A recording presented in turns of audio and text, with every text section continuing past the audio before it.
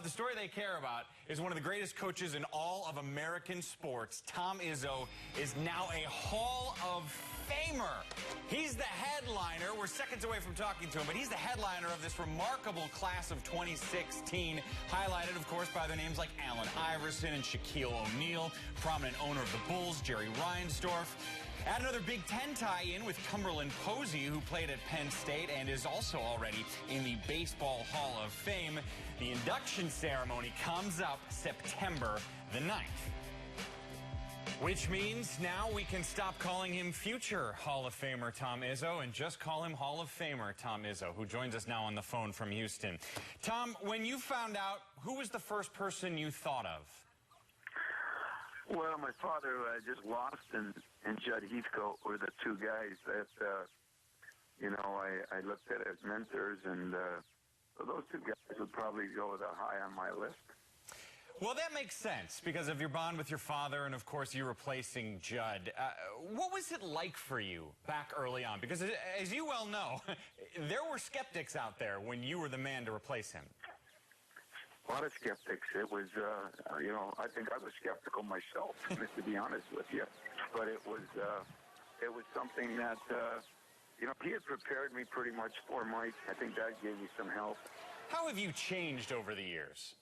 Well, I think like every coach, you mellow some, you get a little more excited other times. And, because of that, you learn and you get better and you adjust. But I think for the most part, I'm still the same guy I was way back when. Right now, off the top of your head, I don't need a ranking or anything, but the best moments, the images that come to your mind when you look back on your career thus far. Well, I guess the best moment would be the national championship game, but I had some pretty cool moments when you think about the aircraft carrier was still one of the great things, to be on a ship with the President of the United States and everybody else playing in an open air, something that really hadn't been done. That was a pretty memory-making moment in itself. What are the reasons you succeeded? Well, I think I stuck to what I believe in. I stuck to doing it the right way. I stuck with the principles. You got to be able to defend and rebound, as we're going to maybe see tonight. I think Villanova, they're one of the best defensive teams. I think it never changes. You got a chance if you can guard people. And adjusted my recruiting as we've gone. But I think the biggest thing is I've had a lot of good players and a lot of good assistant coaches that have helped me get where I'm at.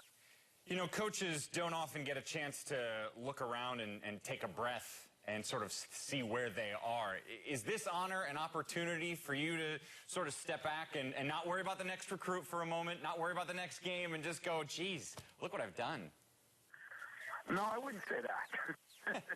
but I would tell you that what it's done is it made me just even realize more of the incredible job I'm in. I just went through one of the lower of my low moments, losing in that first round with a team that I appreciated so much, and then 2.5 weeks later get a phone call that you've been put in a place where there's only 300 people in, and it's one of the highest of the high moments. So as life goes with the ups and downs, I think I look at this. I just lost my father 4 months ago. I lost the president of me 2 days ago. I think about those guys, and yet I think about the great things that happened to me, and I feel so appreciative and lucky. What's the most important thing you've learned along the way, Tom? Well, I think the most important thing I've learned is just stay true to who you are, and appreciate the people that you have that have worked alongside of you. And those two things I'll take till the end. Who gets to proofread your speech for the Hall of Fame?